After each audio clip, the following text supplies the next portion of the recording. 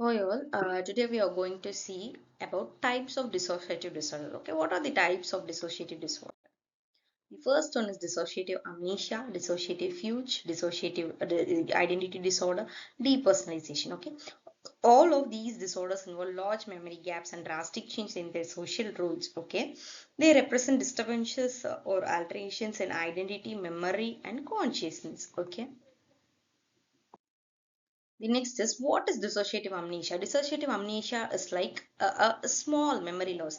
Dissociative amnesia involves extensive but selective memory loss in the time of absence of organic causes such as brain injury. If an individual is having any brain injury, that will also lead to the memory loss. Okay, the memory loss too extensive to be explained by ordinary forgetfulness. Some people cannot remember anything about their past. Okay, if the person is having any dissociative amnesia, they can't able to remember the past. Okay, cannot recall specific events, peoples, places, or objects, while memory for other information remains intact. Okay, amnesia is usually precipitated by a physical accident or an emotionally traumatic event, such as an intensely painful. If an individual is having any head injury or any traumatic events, this will lead to the dissociative amnesia.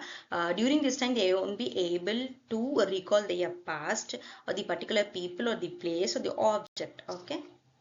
Next is, what are the types of amnesia? Okay, I mean, in dissociative amnesia there are three types of amnesia, that is the localized amnesia, selective amnesia, and generalized amnesia. Localized amnesia is failure to recall events that occurred during a particular period of time, usually after severe stress. Okay, these localized amnesia occurs after severe stress. Okay, they was unable to recall a particular event for a part of a time, for a particular period of time. Okay, next, selective amnesia is that the ability to recall some events during a set stressful period but not others. Okay, for example, students who experience severe emotional stress remembers being taken to the hospital, but they cannot remember the argument or the traumatic event that occurred just before it. Okay. Next is the generalized amnesia. Generalized amnesia is the complete memory loss of one's life history, which occurs rarely. Okay, they will forget their name, family, occupation, or personal history. Okay, even though they are physically well. Yes. Next is dissociative fugue. The dissociative fugue uh, is characterized by sudden travel away from home and inability to recall one's previous identity.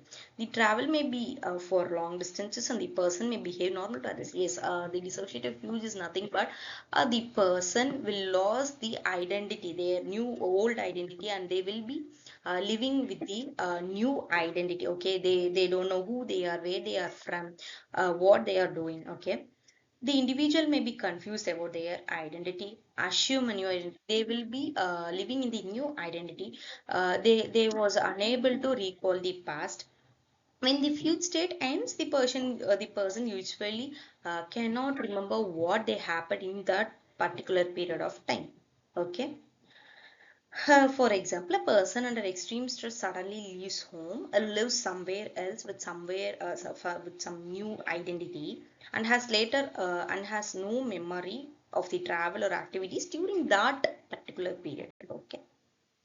Yes, the next, dissociative identity disorder is a severe dissociative disorder. Okay, that is a multiple. It is a multiple personality disorder. Okay, in this condition, one individual shows two or more distinct personality within the same person. It's like the movie in the Onion movie. The Vikram will have two or more personalities, like one is a good side and another is the bad side. Okay, so he won't know what he is doing in the good personality and what he is doing in the bad personality. Okay, that's what they are telling here. Okay, each personality has its own way of thinking, feeling, and behaving and responding. Okay, if a person is having a multiple personality disorder, that person won't be like, they don't know what they are doing in one personality. Okay, and their way of thinking, feeling, and how they are behaving to that particular situation will also differ.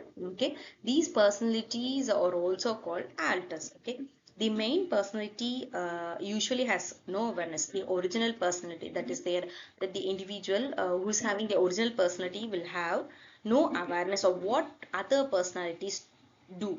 Okay.